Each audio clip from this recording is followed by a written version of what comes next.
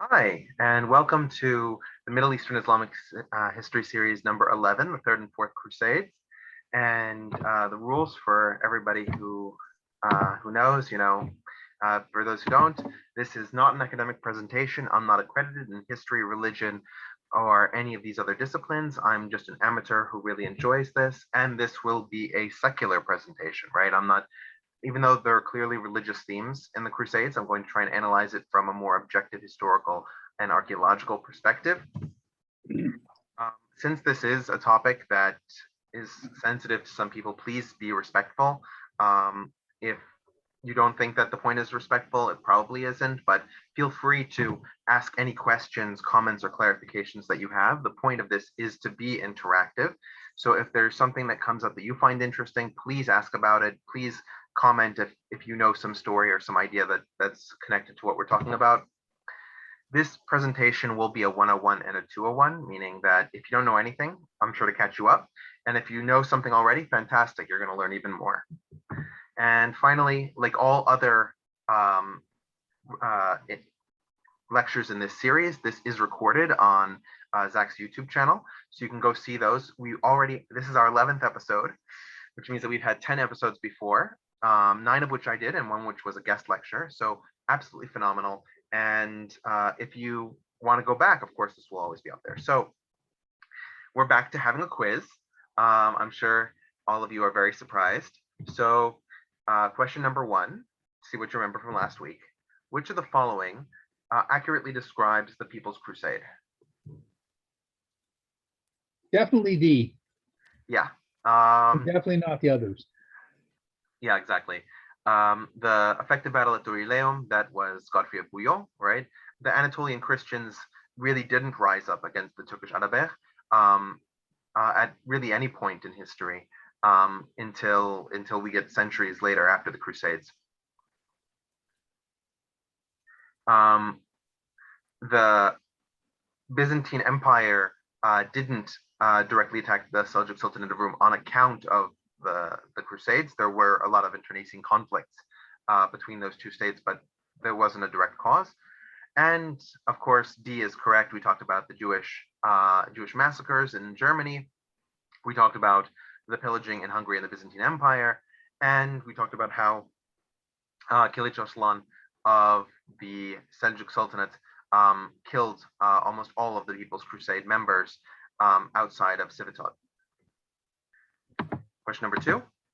When Antioch was taken by the Crusaders, who was given authority over it and why? That is C, isn't it? Yeah, it's C. Great job, both of you. I think that was Howard and Joe. Yeah, we talked about how A is false because the Crusaders, especially by the time that they got to Antioch, didn't believe that the Byzantines were supporting them as they were required to under that agreement, and so they felt that they had no duty to render the territories they took back to Alexios Komnenos. Baldwin of Boulogne did have good relations with the Armenian population in Edessa, which is why Baldwin of Boulogne became the first count of Edessa. But that's not how Antioch fell. Antioch went to Bohemond of Taranto for exactly the reasons stated there. And while Godfrey of Bouillon did fight very well at the Battle of Nicaea and the Battle of Dorylaeum, he did not take any territory in the Middle East. Okay, so question number 3. Which statements about the Nizari Ismailis are accurate? Choose all that apply. B is true. Okay. C is definitely not true. Okay. And D is definitely not true. Okay. Okay. E, are there Nizari Ismailis around still? Presumably they got rid of the ones that assassinated people. Rama is saying in the comments that E is true. So I'll just go with that. Were they ever big enough to defeat Fatimid, Vizier, Abdel, Shah, and Shah? Yeah, actually, so A, B, and E are the true answers. We mentioned how Nizar, who was the elder son, had a lot of support from the military, and for several months at least, he had control, especially around Alexandria. We have coins that he minted before Vizier Afdal Shahan Shah was able to defeat Nizar's government and forced them into exile, where they ended up in Syria and later Iran. So that's A. B, of course, Hassan al-Sabah was the first leader of the assassins and the main general of the Nizari Ismailis when they were fighting Abdal Shahanshah. C, it's very good that you noticed that that was false. The Nizari Ismailis fought typically in their own interest. So they fought against both the Crusaders and against the Seljuks and Zengids.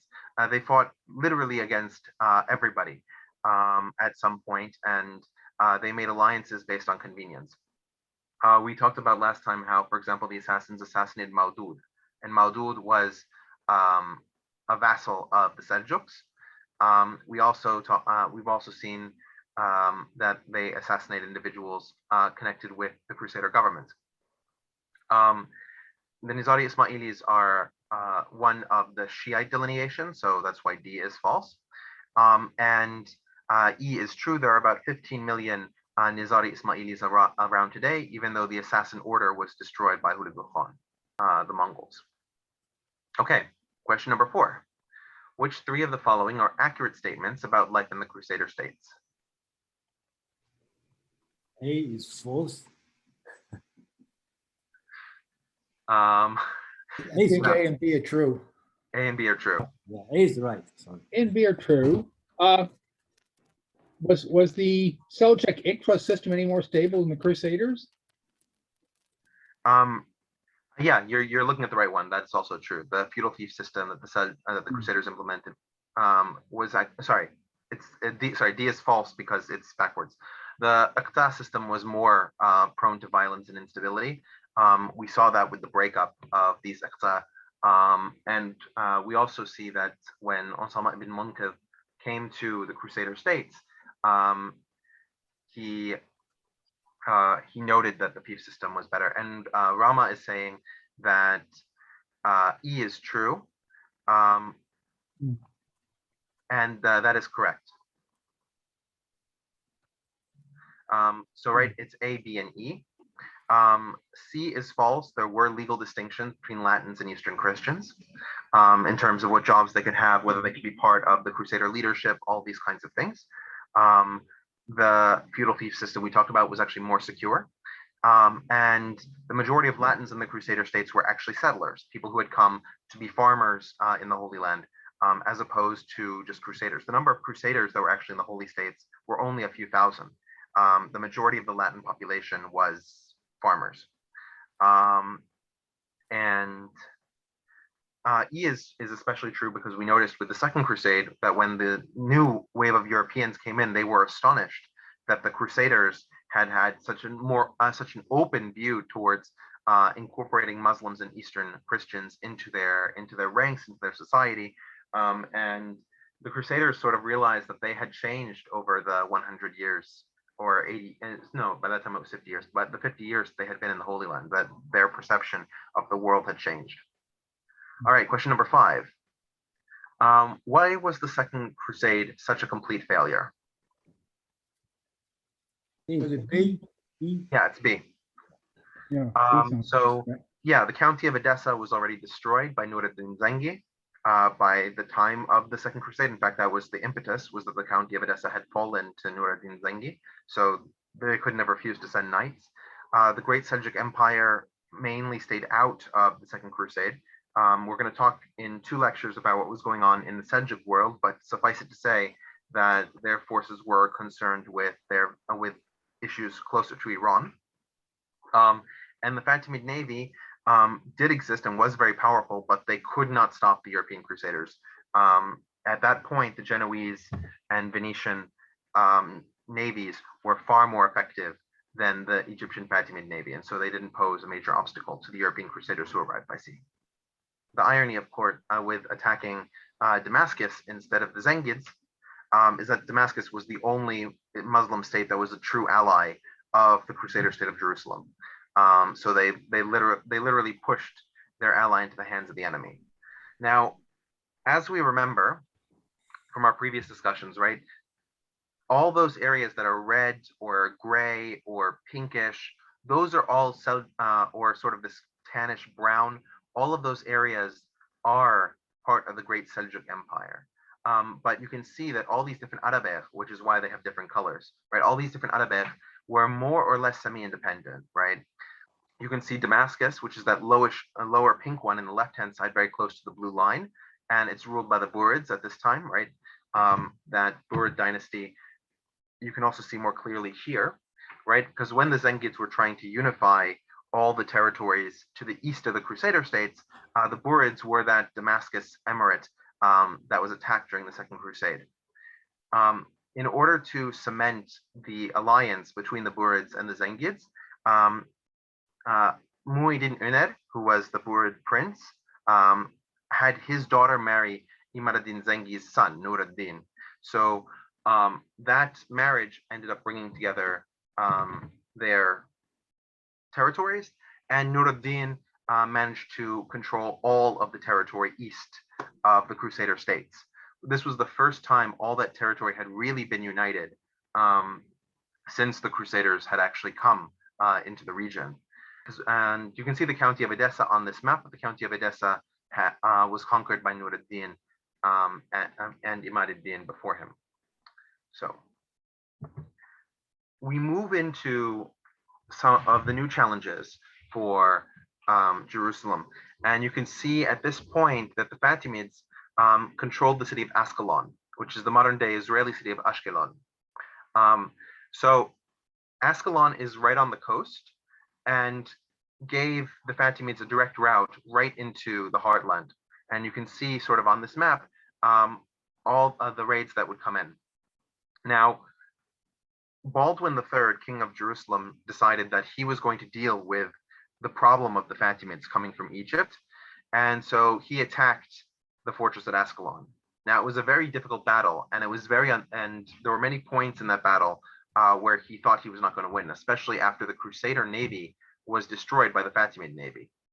But he actually managed to conquer the city, and you can see in the central picture, King Baldwin III receives the surrender of Ascalon, and with the surrender of Ascalon, the border with Egypt more or less became peaceful because the Egyptians couldn't power project into the Palestinian areas anymore. But at the same time, the Crusader states weren't strong enough to deal with a strong Fatimid government. So now that we have these strong Fatimids on the west and we have these Zengids in the east, and the Byzantine Empire seems less able or less willing to contribute to the wars in the Middle East, which way do you think the Crusaders are going to push, or at least try to maintain? Egypt. Yeah, exactly. So, well, Zach has a slight advantage since he has my slides. But in about 10 years, King Amalric succeeds Baldwin III, and King Amalric realizes that there's a huge succession crisis in Egypt. So you have this Fatimid Caliph Al-Adid, and he dies. So two generals start fighting for power. One general is named Shawar, and one is named Dirgham. Shawar had more support from the Egyptian nobility, and because Dirgham was himself ethnic Yemeni. So as the Crusaders marched into Egypt, Dirgham decided to ally himself with King Amalric, so that way the Crusaders could try and protect him. At the same time, Shawar reached out to the Zengids, and Nur ad-Din sent one of his vassals, this man by the name of Shirkuh, meaning Lion of the Mountain. Shirkuh is probably the first Kurd that we've bumped into, and he's going to bring along his nephew, Salahuddin or Saladin, right? So Shirkuh and Saladin are coming together to Egypt to defend Shawar.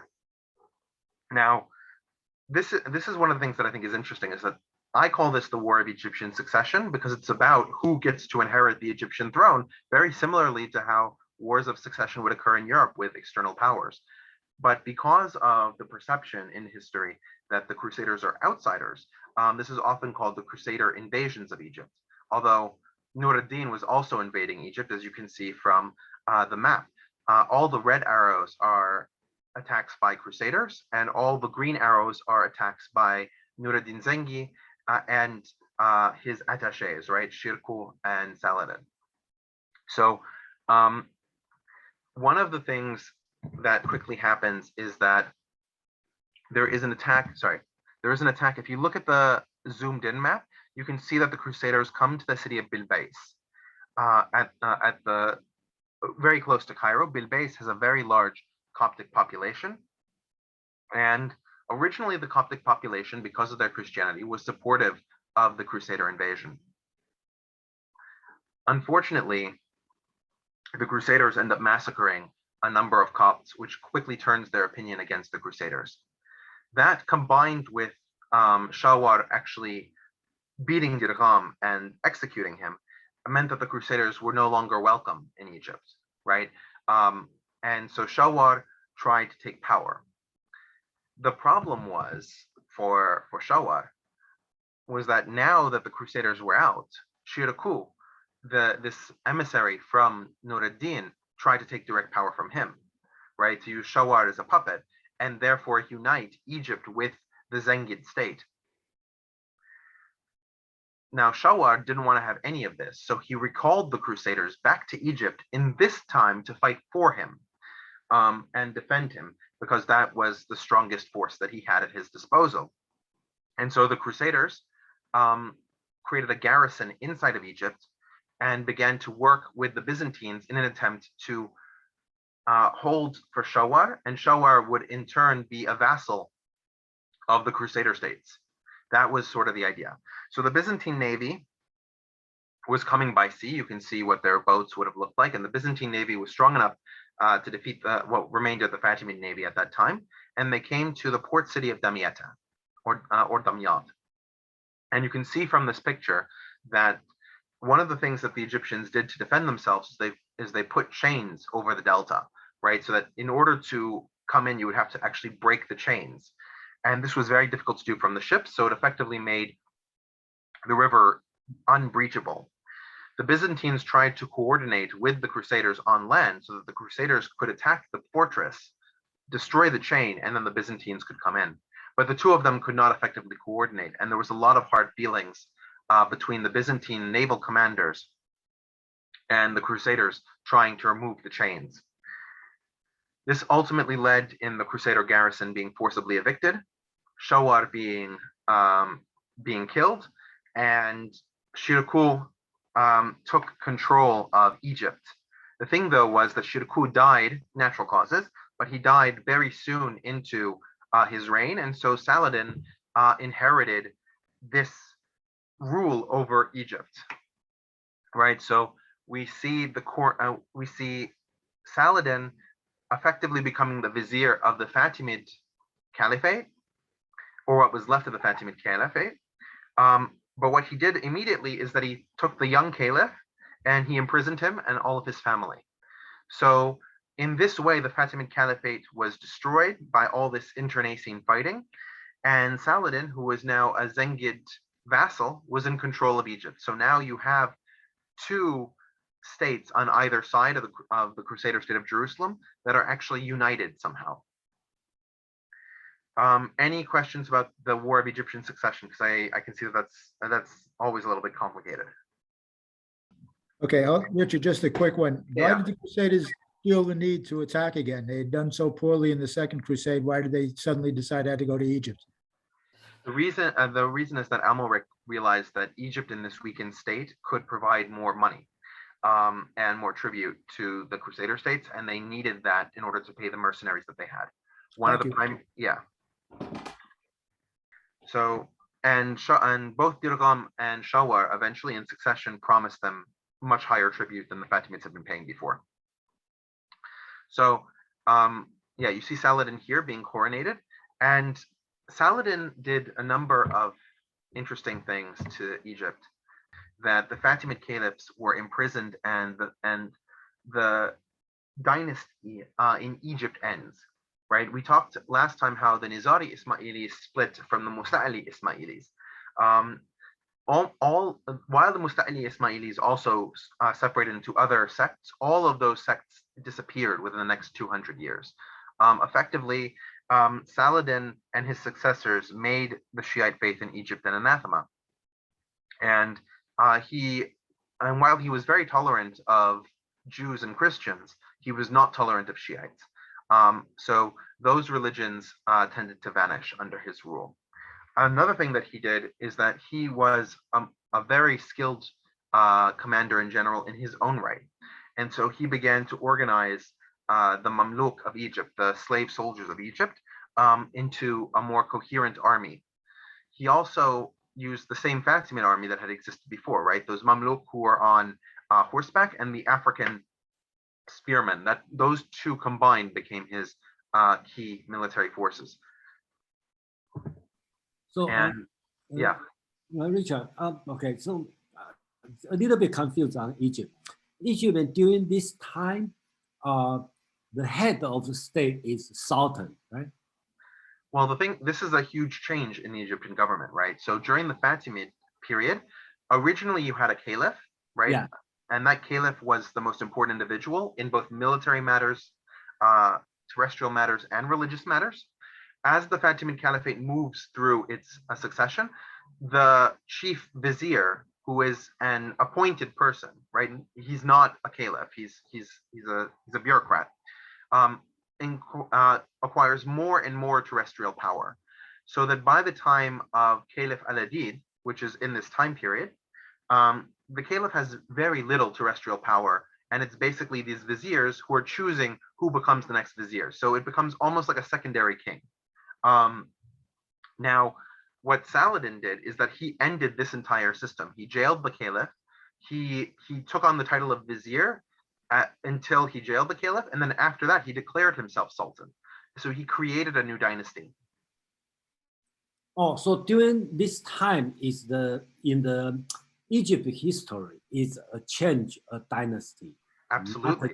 Not just a user. Okay. It's a yeah. This period is now called the Ayyubid period because Saladin is from the Ayyubid tribe of the Kurds, so it was called Ayyubi, the Ayyubid Sultanate. So during this time, I think that that time still have the Muslim, Islamic, Abbasid. Is that they have nothing to say about Egypt? No, the Abbasids were actually very happy about what Saladin did, right? Because remember, the Fatimids are Shiite, and the Abbasids are Sunni. So the Abbasids had considered the Fatimids enemies of the faith. Now Saladin is a Sunni, and he comes to power, and he declares the Ayyubid Sultanate. He was actually given official recognition by the Abbasid Caliphate because now he brought Egypt back onto the Sunni side. Okay, got you. Yeah, thank you. Yeah. Mm-hmm. So the next thing that we're going to talk about is that Saladin expands his power from Egypt into the Levant region. Now, while Nur ad-Din Zengi was alive, Saladin was relatively loyal to him. But as soon as he died, he felt no loyalty to any of his sons. And his sons were the ones who inherited the territories in the Levant region. So Saladin felt it was his duty to complete Nur ad-Din's vision, which was to unite Egypt with all of the Levant territories. You can see the map on the left-hand side, which shows Saladin's invasions of the Levant region and trying to reunify it under his rule. One particular battle, which is very famous, is the Battle of the Horns of Hama. And you can see Hama is in Syria, just to the east of Khat de Chevalier, that castle that we looked at last time. And the son of Nur ad-Din, who defended that territory, brought in his Turkish general, Muzaffar ad-Din Gökberi, who you can see on the left-hand side. And Gökberi was a very skilled commander. He and Saladin fought 2 or 3 battles, and they were very evenly matched. But Gökberi realized that eventually Saladin was going to win. He just had the size and the strength, and it was going to happen. So Gökberi switched sides, and Saladin embraced him, and in fact made him one of his vassals after that battle. So in the Battle of the Horns of Hama, this basically secured most of the Levant region for Saladin. Now, one of the other person on this page is Princess Ismet ad-Din Khatun, and Ismet ad-Din Khatun is sometimes called the woman of three dynasties. She was the daughter of Mu'inuddin Ener. We saw him. He was the Burid king, the Burid prince of the Emirate of Damascus, and she was his daughter, right? So she inherited the Emirate of Damascus from her father. She married Nur ad-Din Zengi, right? So she married into the Zengid dynasty, and when she did, her marriage solidified control over Damascus for Nur ad-Din. After Nur ad-Din died, she married Saladin. She accepted his offer of marriage, and so she became connected to the Ayyubid Sultanate, and so she brought the territory of Damascus with her in that case as well. So she had three dynasties, right? The Burids, the Zengids, and now the Ayyubids that she was connected to. She was also, excuse me, Richard. This is interesting. So she was a widow, and she inherited her husband's kingdom in this so way. she didn't inherit her husband's kingdom. She inherited some of she inherited the territories of her husband's kingdom that she had previously controlled as Emira or princess of Damascus. So as a wife, you have a certain territory belong to you. That's I try to understand. It's not consistent. Some women have it, some women don't have it. But there are a number of women in Islamic history where when the men in their world are either incapacitated or unavailable or whatever the case may be, they take power and they show that they can wield it well, and the people then come to respect them. One of the things, for example, is that after Nur ad-Din Zengi died, but before she married Saladin, the Crusaders actually attacked one of her fortifications at Banyas. You can actually see it on this map. Banyas is right on the border between the Crusader state of Jerusalem and the Burid area. And she manages to bribe the Crusader state of Jerusalem to not complete the siege of Banyas. And because she's able to do that, she maintains a strong border with the Crusader state. And her people very much respected the fact that she preserved the city. So she was well respected by the people of Damascus, and because she was well respected, when she married Saladin, they believed that he acquired their territory through her. Okay, so it's by her merit, not just by the tradition. Exactly, yes. Okay, gotcha. So, but after uniting all of the Zengid territories, he still hadn't dealt with the assassins, right? We talked about the assassins previously, right, the Nizari Ismaili order, and you have them being led at this time by Rashid ad-Din as-Sinan, and Sinan is one of the most famous people. When you read about the assassins, he's often called the Old Man of the Mountain. He was famous for being able to enter and leave places completely unseen.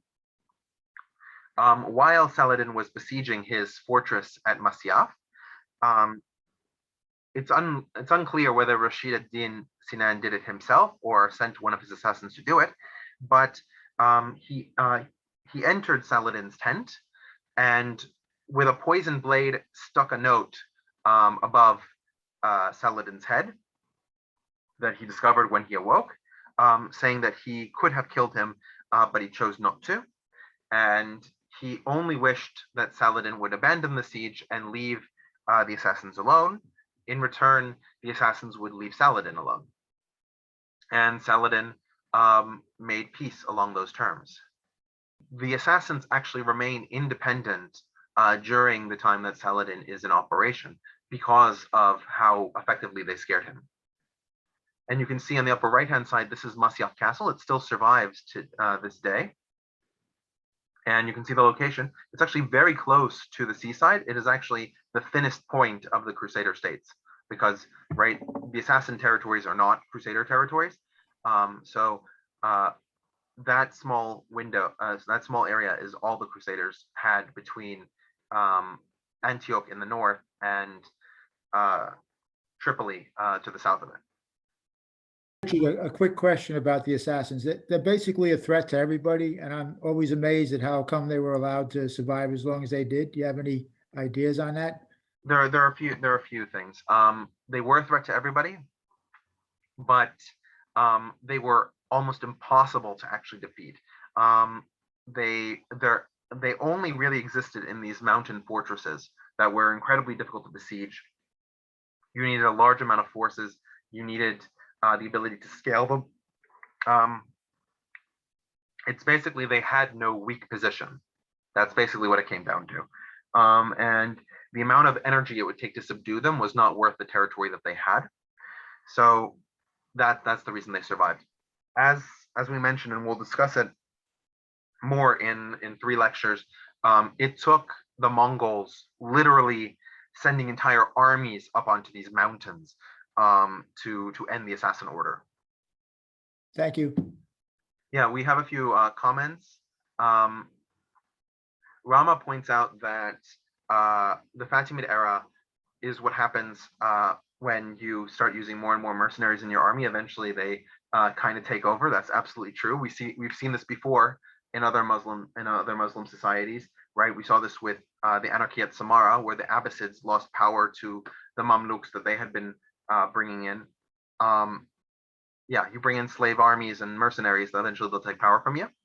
And John points out that this castle Masyaf is also used in the Assassin's Creed game, right? Because the Assassin's Creed game follows a mythologized version of the Third Crusade story, where you play as an assassin who's based here in the castle at Masyaf. And actually, this battle with Saladin, where you have the letter with the poisoned blade, is actually the climax of that first video game, even though it's rendered a little bit differently. So now we're going to talk about Saladin reorienting his attention towards the Crusader states, right? Now he's reunited Egypt and the Levant region, and only between them are the Crusader states. So that's going to be his goal. He wanted to really reunite all of the Islamic territories, and this is what gets Saladin such acclaim in the Islamic world. The fact that he had this vision, a unifying vision, and that also as a person he was generally seen as magnanimous, that he treated those that surrendered to him more or less well. So first I want to tell you the story of Queen Sibilla. You can see a picture of her from the 2005 movie Kingdom of Heaven. The movie gets her plot line wrong because they make her fall in love with Orlando Bloom because he's the audience insert. In reality, she was actually very much in love with her husband, Guy de Lusignan. And that's actually the sad story here. So she was born as the younger daughter. Her brother Baldwin was supposed to be the king, and so she was sent to a convent to learn how to be ladylike. Very little attention given to her. But her brother, when she was 10 years old, her brother was diagnosed with leprosy. And so it became very clear that he would not have a long time to rule. So they tried to make her ready to inherit the kingdom. Now, she had 2 different suitors sent to her that rejected her. There was a 3rd suitor that came to her who married her and bore her and gave her a child, for want of a better term, but he died during her pregnancy. So she was now undesirable to other suitors because they knew that their children would never inherit. And so at the age of 20, she was very sad and very forlorn. And this man, Guy of Lusignan, accepts to marry her. And none of the nobles like him. He's clearly not the kind of person who can run Jerusalem effectively, but she's in love. And when Baldwin IV, her brother, who had become king, was going to die, the nobles knew that she would become queen. So they said that she could only take the throne if she agreed to annul her marriage with Guy of Lusignan. And she agreed, but with one requirement, that once she had annulled her marriage with him, that she could choose whoever she wanted to marry. And they agreed. So as soon as she became queen, she married Guy of Lusignan all over again. So Guy of Lusignan was now king of Jerusalem, but thoroughly hated by all of the nobility, who saw him as completely ineffective and incapable. At the same time, in the north, you have this Count of Tripoli, Renaud of Châtillon. And Renaud was an incredibly vicious person. He attacked numerous peaceful Muslim caravans and had really no respect for anybody outside of the kingdom of Tripoli, the county of Tripoli.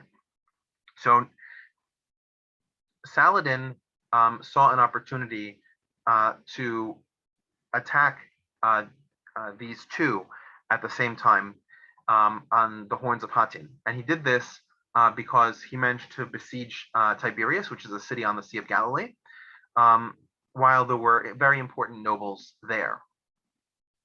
So in order to protect them, Guy of Lusignan and Renaud de Châtillon marched upon the Horns. Now, this was exactly where Saladin expected them, and he surrounded them. You can see on the map, the blue forces are the Crusaders, the beige forces are Saladin's, and you can see Saladin both had the high ground of being on the Horns and surrounded them from below. Almost all of the Crusader knights in the battle were killed. Some of them surrendered, and those who surrendered were generally treated well. The one exception was Renaud of Châtillon, who Saladin had gutted because he expected no better treatment had he been captured by the latter. Guy of Lusignan was made a prisoner and eventually released because Saladin realized that having an incompetent in control of the kingdom of Jerusalem was better than having the nobles try and figure it out themselves. Now, there's one other thing that's on this page that I sort of wanted to point out, is that in addition to the knights, because the knights are only a little over 1,000 who participate in this battle, a lot of the cavalry are what are called Turcopoles. Now, if you look at them, you can see they're exactly the same as the Seljuks or other Turkic groups that we've seen, right? Light cavalry archers. Many of them are Christian. Some of them are Muslim.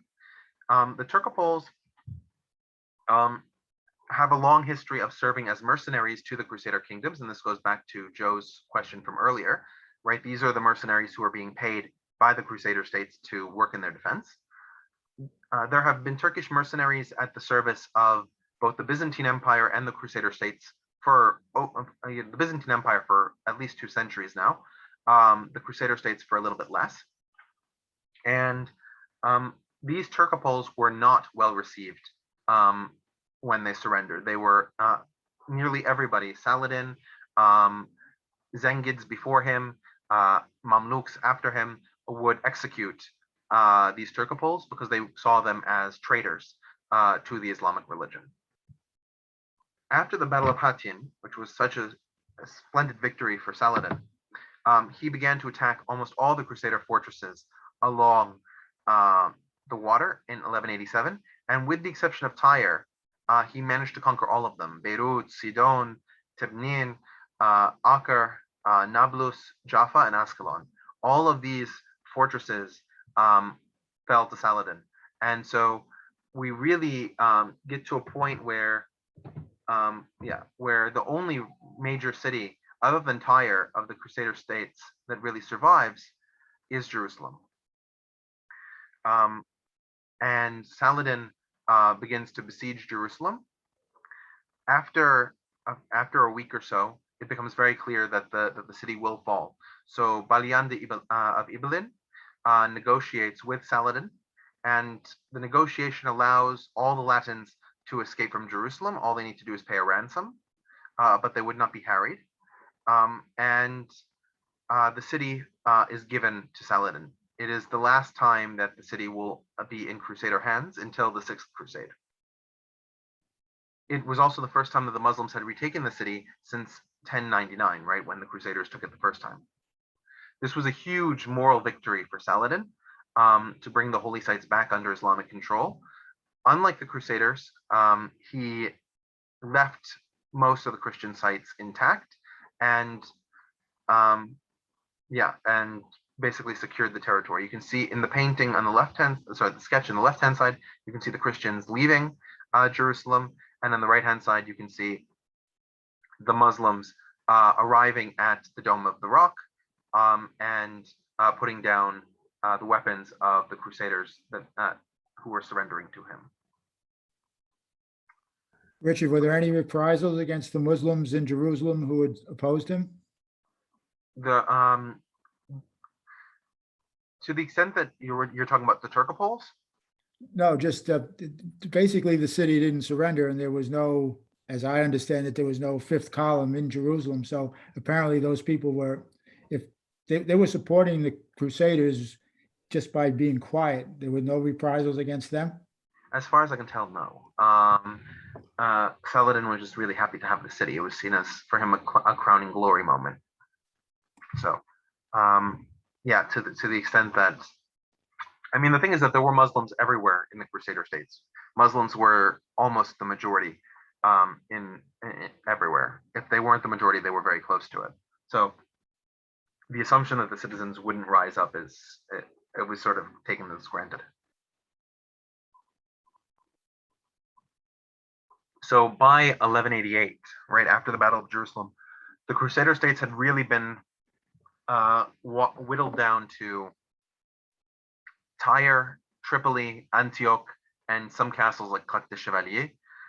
Almost all of the territory of the Crusader states was now under Saladin's control. And you can see it a little bit more clearly on the map on the right-hand side. Tyre is the only city in blue, right? The only city that belongs to the Kingdom of Jerusalem. Tripoli controls a little bit more territory because of Claque des Chevaliers. And Antioch controls small areas along the coast. Saladin tried repeatedly to take the city of Tyre, and there were numerous times when the Crusaders would sally out from the city and attack Saladin until he retreated.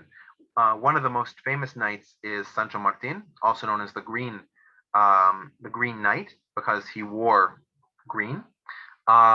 And Sancho was even invited by Saladin to convert to Islam and fight for him because he was such a good fighter and so well renowned. But Sancho was a proud Christian and refused to switch sides. But it shows the kinds of relations that these people would have, that they were in contact, that Saladin also could see the capability of a warrior regardless of what flag he chose to carry. All right, so this is really, we're in a bad position, and that's why the kings of Europe called for a third crusade. Now, right, you have Richard the Lionheart, the king of the Angevins, right? We call it England today, but Richard the First was primarily a king of France in terms of his territories, right? And so these were called the Angevin territories, even though it was the king of England. And as most people point out, Richard didn't speak a word of English. You have Philip II, king of France, who controlled what is today the eastern part of France. And you had Frederick Barbarossa, the Holy Roman Emperor. These three monarchs decide that this is the moment, now that Jerusalem has been lost, to begin a third crusade. So Frederick Barbarossa decides to take the land route right through Anatolia. So he comes to the city of Iconium, the one that the Turks called Konya, and he attacked the trap set by the monarch at the time, and they managed to take the city.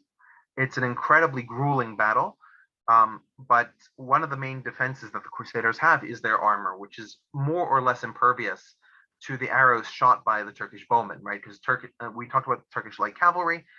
Crusader armor is strong enough really to deflect most of those bolts. So it requires a lot more in-person attacks, which put the knights at a distinct advantage.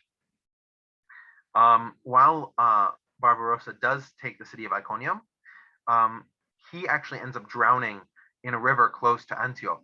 And with his death, all the Holy Roman forces that he had brought together, all these knights from across Germany, Austria, Italy, they all decide to abandon the crusade and return back to Germany.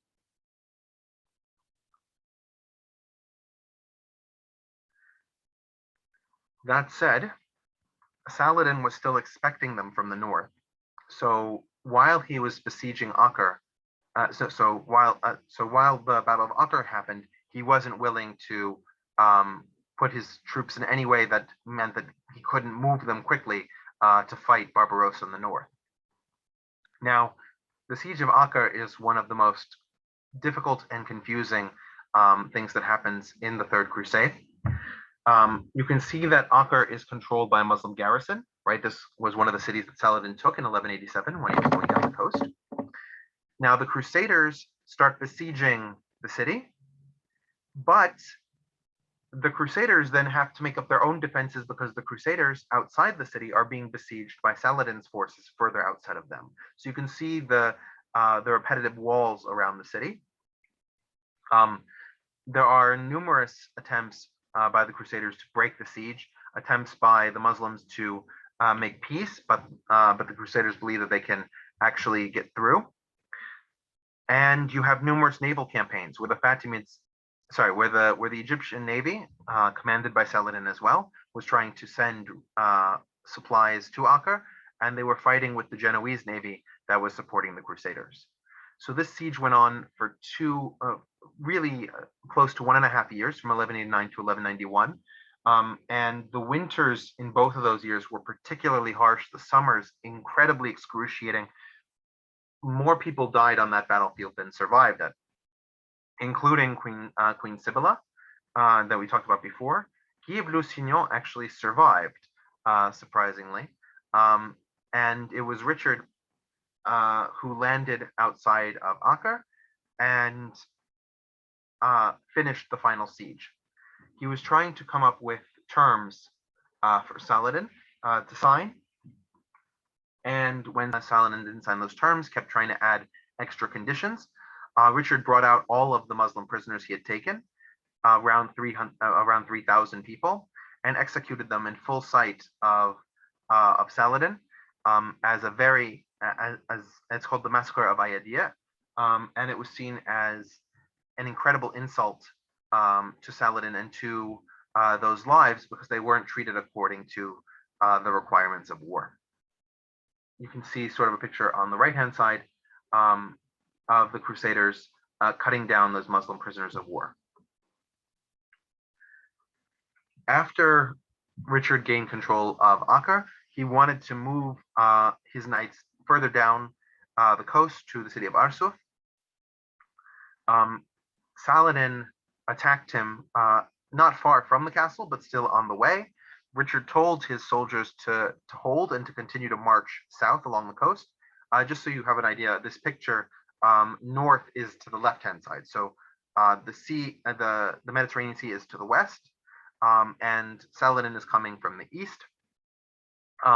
And his light cavalry was harrying the Crusaders with bolts and with horse-drawn archers.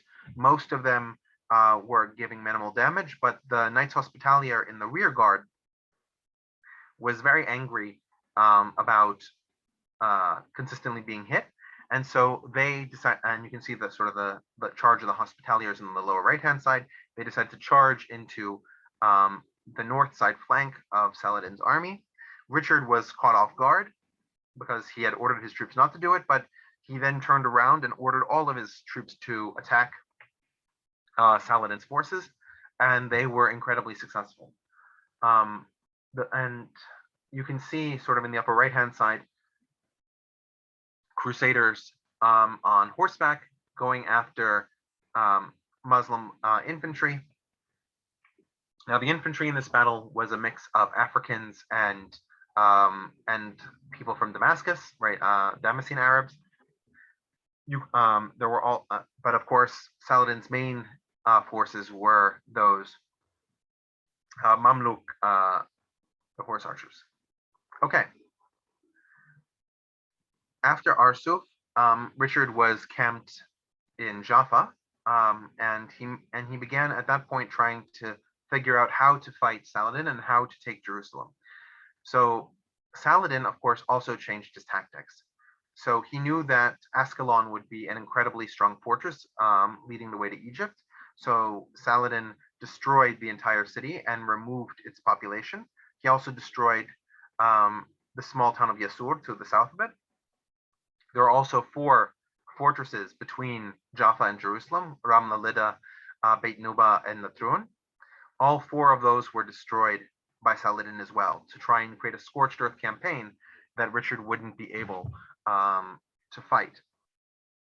Now, what Richard wanted to do was conquer Ascalon and then conquer Egypt, use the wealth of Egypt, and then attack Jerusalem. However, given the religious fervor of many of the Crusader knights, after he took Ascalon, they forced him to start making his way towards Jerusalem. He begins to reconstruct the fortresses slowly towards the city, but within 12 miles of Jerusalem, within sight of Jerusalem, Richard eventually decides that he doesn't feel that he is capable of taking the city. And so that is the closest he will ever get to taking Jerusalem, is to see it from that distance. He has numerous arguments with his knights in terms of whether he should attack, how he should attack, but at the end of the day, it just happens that they can't make it to Jerusalem. Saladin, of course, then returns and tries to attack Richard at Jaffa, and Richard wins, which prevents Saladin from expelling him. And the 2 leaders come to have a begrudging respect of each other, knowing that neither one can really remove the other. And the Crusader states are going to stay. So after that battle in Jaffa in 1192, they signed the Treaty of Jaffa, which basically recreates the Crusader state of Jerusalem along the coast. You can see on the right-hand side what the Crusader state of Jerusalem then looks like after. And Saladin would keep Jerusalem, but the Christian pilgrims would be allowed to go there. And Ascalon would be destroyed once more. It would not be allowed to be a fortified city anymore. So that ends the relationship between Richard and Saladin, and Richard ends up going back to France to deal with threats to his monarchy there. Richard, a couple of things I just wanted to say. I don't know if you know this. Didn't Richard offer Saladin those prisoners at Acre? Yes, he did. Earlier when they were discussing terms, those were the release of prisoners was part of the terms. But Saladin kept adding additional terms. He tried to keep changing the deal, and Richard, after 2 months, got tired of this, and so he basically marched the prisoners out and said, "I'm tired of waiting," and he ordered his men to kill them all. Yeah, I don't know if you're going to mention this, but there was either I don't remember it exactly, but Saladin's sister was offered in hand to Richard or something like that, but because of the Saladin's sister was offered in hand to marriage to Richard. Yeah, but because of religious differences, they got declined in the end, or for whatever reasons. Yeah, it was an attempt to make peace between them. So Richard, how does the religious thing work if you basically decline to pursue the crusade? Like Barbarossa's people, did they still get the religious benefits that they intended when they left out? I mean, that's between them and God, right? Not officially. In terms of the Crusaders that we lost in southern Anatolia, right? Because we actually don't know like much about their lives when they got back to Germany, to the extent that some of them got back, some of them didn't. I imagine that going through Seljuk territory would not have been terribly pleasant for them. So I really don't know how they got back, or in what condition they got back. But I don't think that anybody in Europe would really know what they did or what they didn't do, right? So it's kind of hard for somebody to say, no, you haven't been saved. It's like, yeah, we went to Jerusalem, we just couldn't win. Thank you. Now, one of the things that I didn't mention is the reason that Tyre didn't fall was that an Italian prince named Conrad de Montferrat came to Tyre and was a very effective leader in terms of organizing the resistance to resistance to Saladin. Now, accordingly, when Guy of Lusignan was freed from prison back in 1187 and wanted to become king of Jerusalem again, Conrad de Montferrat basically said, "No, I should be king of Jerusalem. I'm the only one who's ruling territory of the kingdom of Jerusalem." Richard I tries to make peace between them, and eventually he gives Guy of Lusignan control over Cyprus, and Conrad de Montferrat becomes king of Jerusalem. This title is further confirmed by the fact that he marries one of the children of Sibylla and Guy of Lusignan, who's Isabel I of Jerusalem. And so because she is the child of the prior queen, it more or less legitimizes his control over the Crusader state. And he, unfortunately though for him, he dies in 1192 just after the Treaty of Jaffa is signed, because he's assassinated, we believe, by Sinan of the assassins, but we don't know who actually killed him. So one of the things that we sort of have to point out, right, is as we move towards the Fourth Crusade, is where were the Byzantines, right? We talked last time about Emperor Ioannis II Komnenos, and right, he extended the Byzantine Empire all the way to the edge of Antioch. He had those relationships with some of the emirates that would be swallowed up by Saladin. But you can see that the Byzantine Empire is controlling a large amount of territory, and it remains in power like that until Alexios III takes power in 1195. Now, he imprisons his brother, Isaac II, who is the reigning Byzantine emperor, and he imprisons Isaac II's son, who's also named Alexios. There was the beginnings of another crusade in the city of Zardar, which is in modern-day Croatia.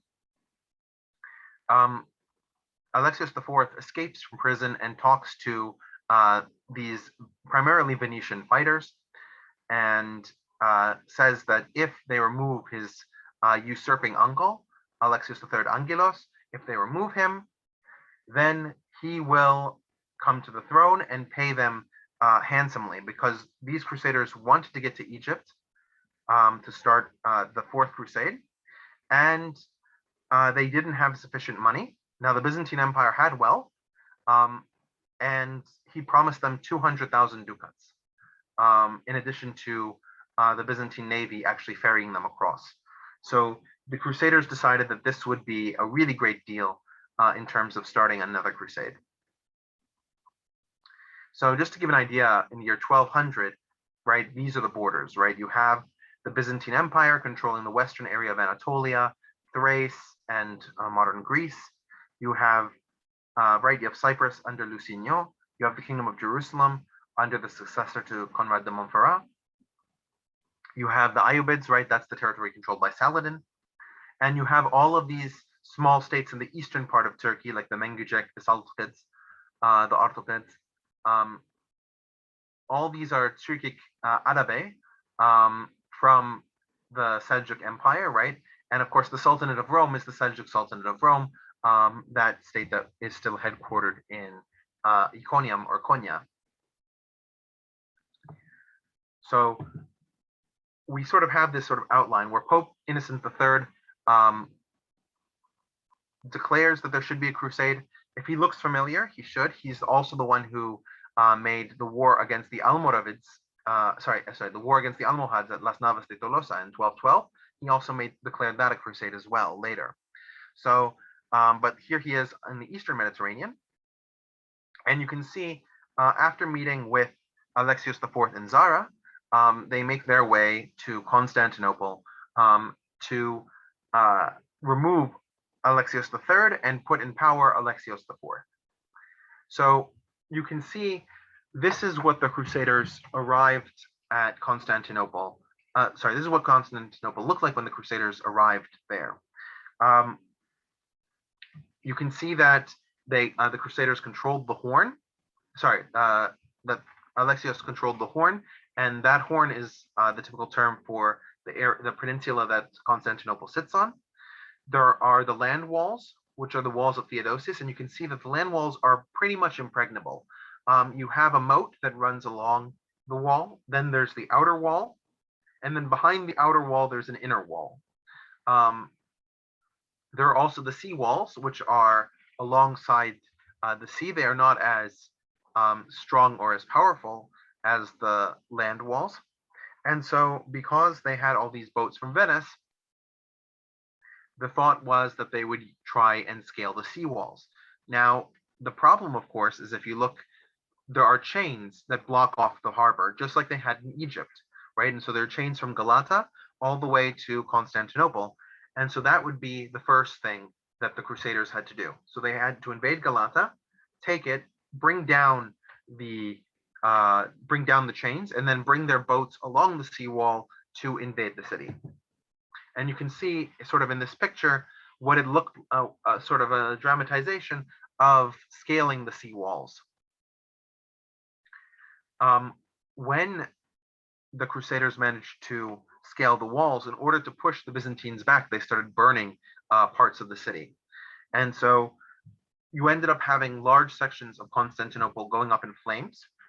And this prompted retaliation by the citizens of Constantinople against other Latins in the city, right? Other Genoese, Venetians who had been living. And so the Latin Quarter, which is where they all lived, was burnt by the locals. So you had fires raging across the city. Now, once that had happened, the Crusaders were actually able to breach the barrier and put Alexios IV in charge of the city. Alexios IV then did everything in his power to try and collect money to pay off the Crusaders, but he couldn't pay them anywhere near what they needed. At the same time, Alexios III, the usurped king who had been removed, fled to Thrace and started trying to get his own army back together. So Alexios IV asked the Crusaders to take care of him while he in turn would try and collect more taxes. The Crusaders were angry, but they agreed. After they hunted down Alexios III, Alexios IV was nearly dethroned by his own population. He was deeply unpopular. And the fact that the Crusaders had put him in power really didn't help matters. So when the Crusaders came back to the city, they decided they might as well just take the city. Alexios IV wasn't a useful puppet for them. And so they began to sack the city. And you can see sort of an image of the sack on the left-hand side. You had numerous rapes that occurred during the city. You also had the plundering of numerous historical treasures. There are probably the most famous treasure that they took was the horses of Saint Mark, which are still inside the cathedral in Venice. San Pietro, I think, right? San Pietro. Sorry? I think it's called San Pietro or something. But I might be wrong. San Marco. Oh, San Marco, yeah.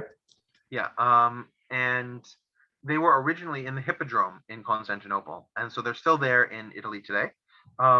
There are also numerous historical artifacts, some from over 1,000 years old at that time, that they melted down for the value of the bronze or gold that composed them. It was an incredible destruction of property. Yeah. I also have a comment that the statue of the four emperors in Venice is also one of the things that they looted. The destruction of property and the negatives to befall the population of Constantinople were absolutely horrendous.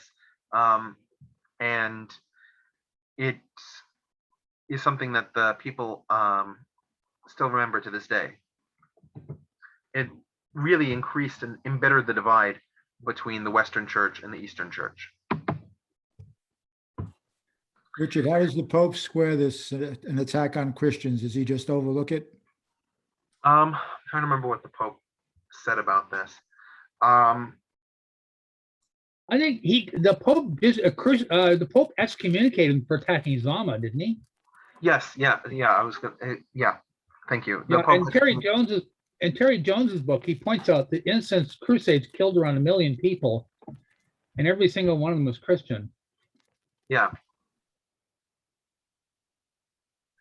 Yeah. So, but because they conquered Constantinople, they were able to create their own. What they called it the Roman Emperor. They called it the Roman Empire. We call it today the Latin Empire.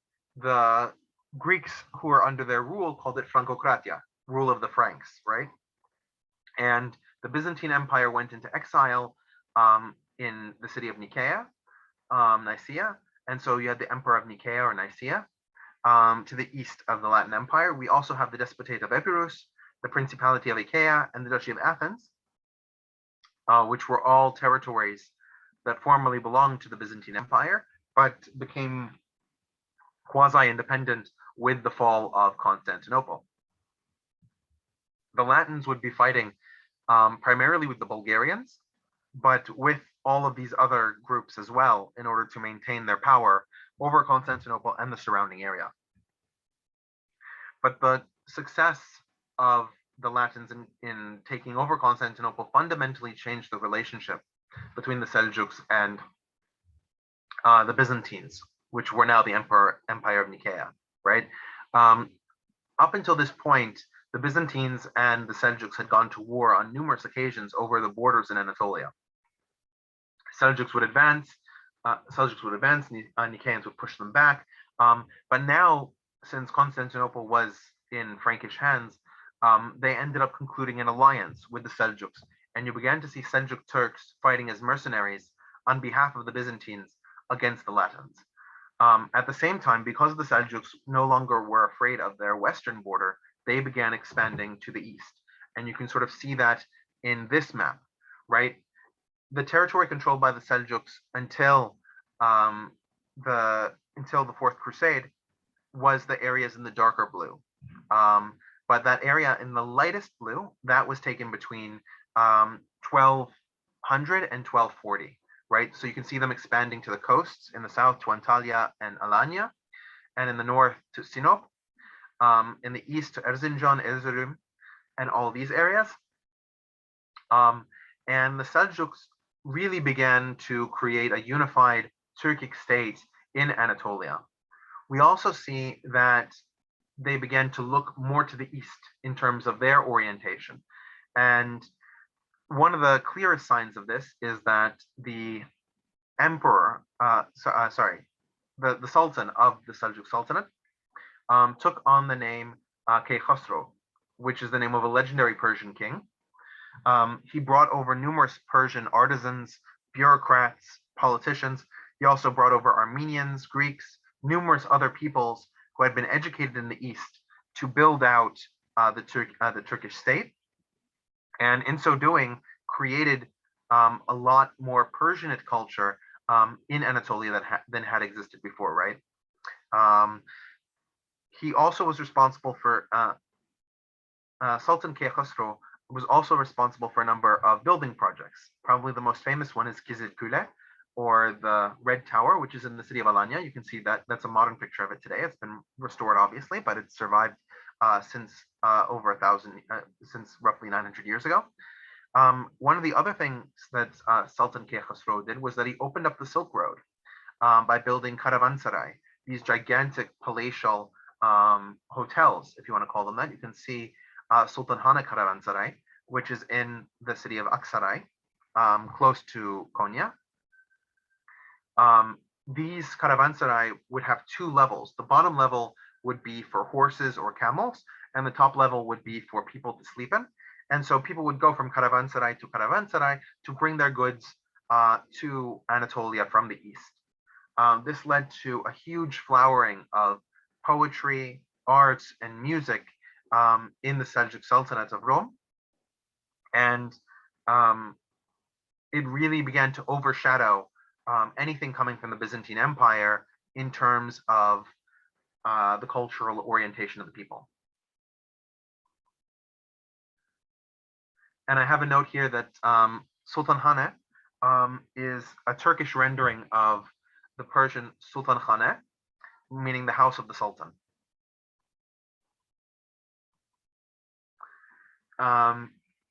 So yeah, that's the Seljuk Sultanate of Rome.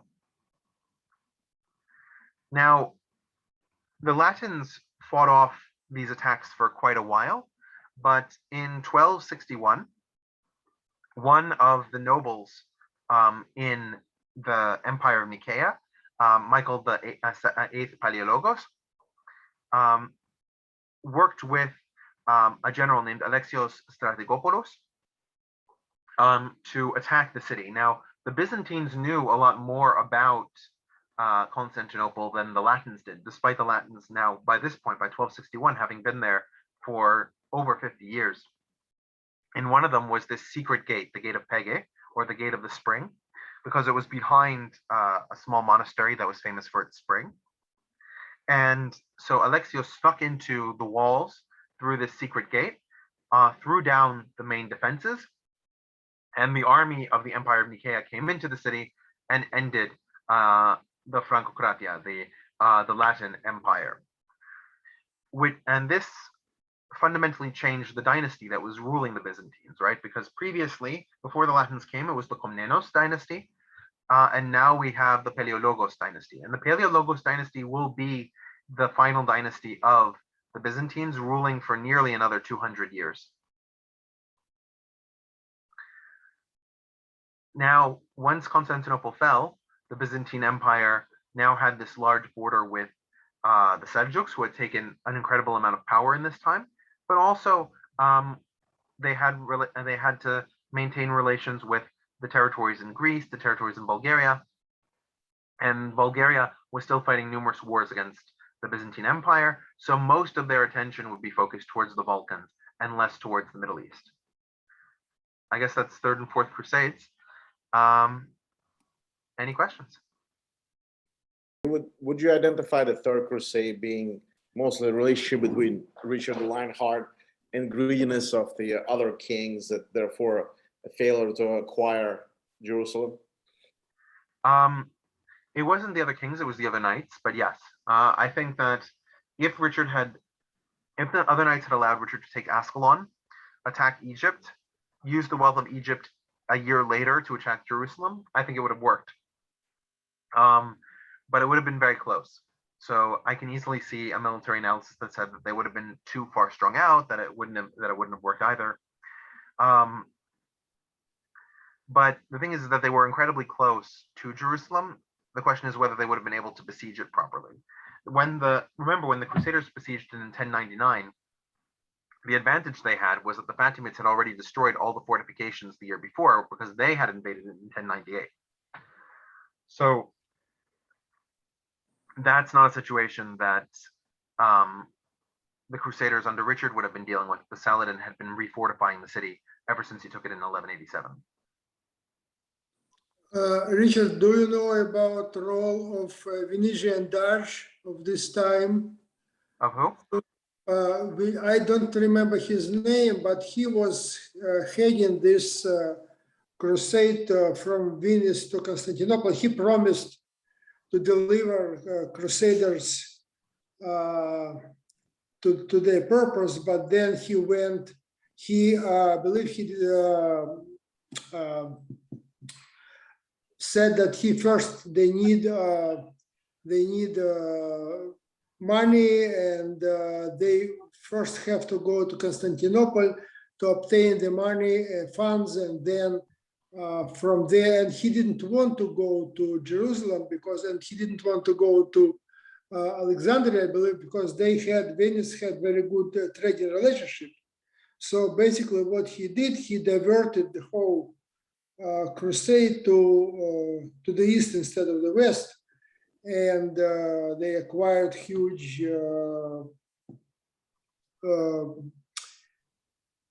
pillage from Constantinople, and he was, by the way, at his time he was in his 90s. It was an incredible thing. I remember the Doge of Venice. His name is Dandolo, I think. Yeah, Dandolo. Yeah, Dandolo? yeah. It might be Dandolo. I don't know. When you said it, I remember Dandolo. Yeah.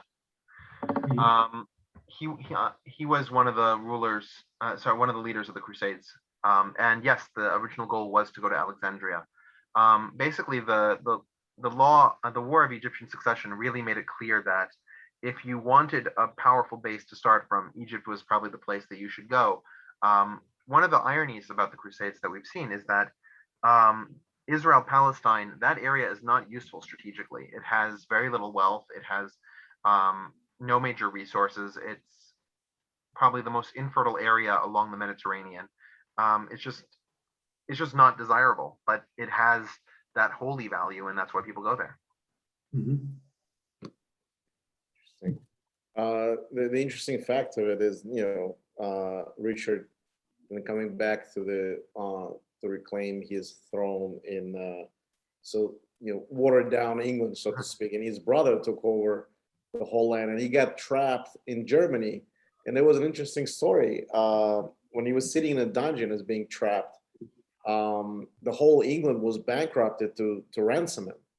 And the way they knew that he was in that dungeon, which was obviously in secret initially, prior to asking for ransom, there was a troubadour that was walking by. His name is Blondale, and he was singing a song. Richard was singing a song, and troubadour heard the song and basically went and told everybody that Richard is sitting there because he knew where it was from. So it was an interesting story, but I don't know if it's true or it's not true, but somehow that was,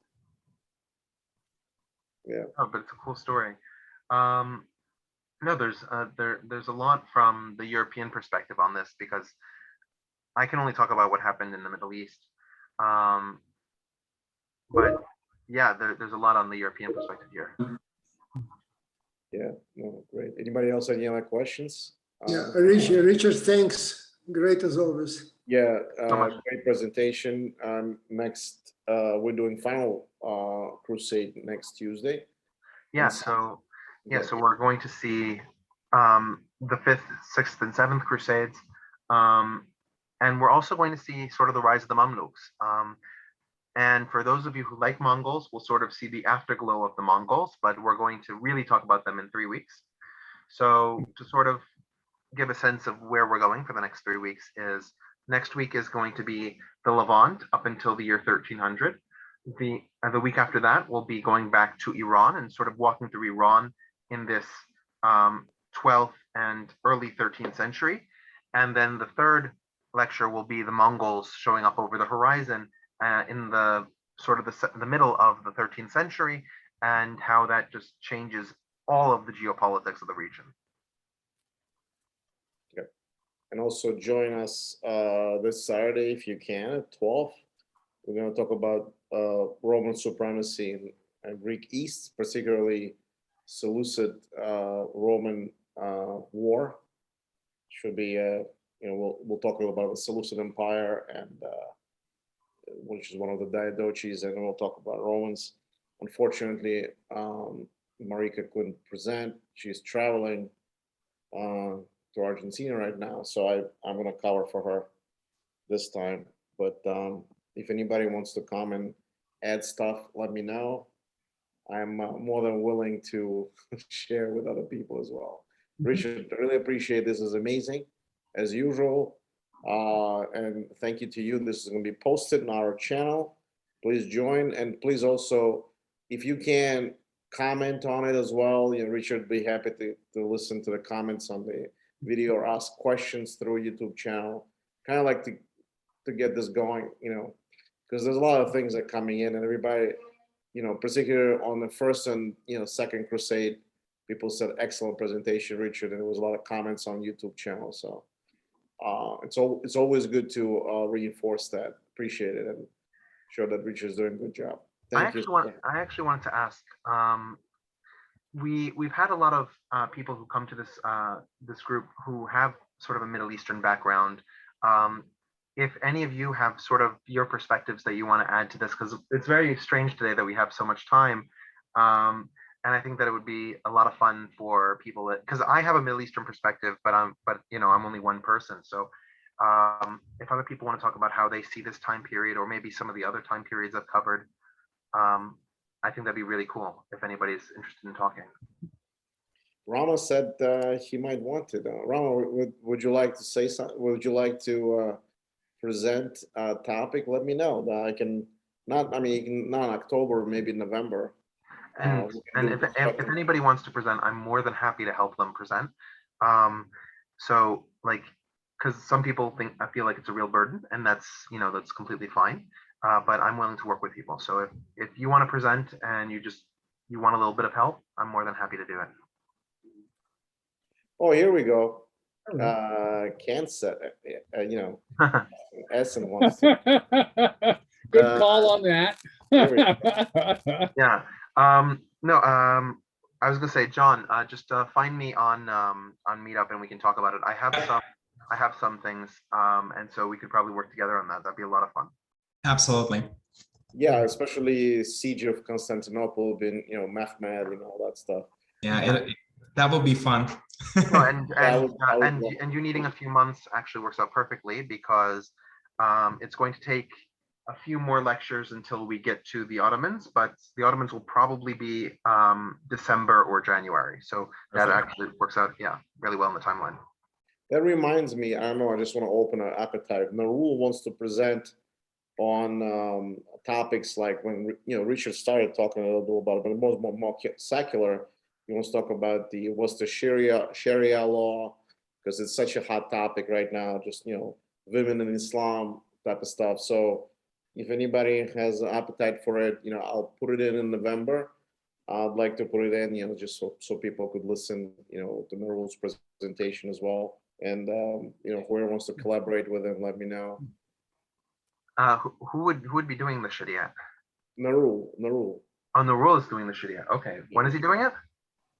I offered him to do it in November, so he hadn't got back to me yet. But okay, no, if he decides that he wants to do it, I'd be more than happy to do it with him. I don't know if he wants, an infidel working on the Sharia with him, but that's no, listen, it's going to be a perspective. It's going to be a perspective, and women in Islam would be really interesting, especially what's going on in Afghanistan right now, where okay, I just want to be clear. There are a lot of problems that I have with the Sharia. Where's my Sharia book? I have it on that bookshelf over there. But what's going on in Afghanistan is not a good reflection of Sharia. Like there are things that are related to it. Certainly, the idea of women being subordinated to men in certain aspects comes from the Sharia, but like the acid stuff, the acid and all these kinds of things is really not Sharia. That's a lot of Afghan historical customs, unfortunately. But yeah. Well, that's interesting. So that's a perspective, we obviously would like to listen from the Narul's, and then add our 2 cents and and stuff, and again. So that should be something interesting to do. So guys, let me know if you guys want to do any kind of presentations or want to step up. Let me know. We'll schedule up. October, November. November is pretty open. October we have a lot. Like I said, we do a lot of stuff. This month we're gonna do first time the assessment of the movie Gladiator, how close it is to the history. Sergio stepped up, and so Sergio is very animated. So we're gonna watch a piece of the movie, and then we're gonna talk about what happened in an episode and how close it is to the history. And so it will be like a kind of like an open discussion, but there will be pieces of movie played, and things are gonna be pointed out that I have not seen that he pointed out to me. I did not, I didn't realize they were so wrong, But whatever, it is what it is. So anyway, I want to wish everybody a nice evening, and see you Saturday, Tuesday, next week, whenever, and have a nice rest of the week. Bye. Thanks very much, Thanks, Richard. Richard and Zach. Yeah. Thank you, Bye. Richard. Bye-bye. Bye.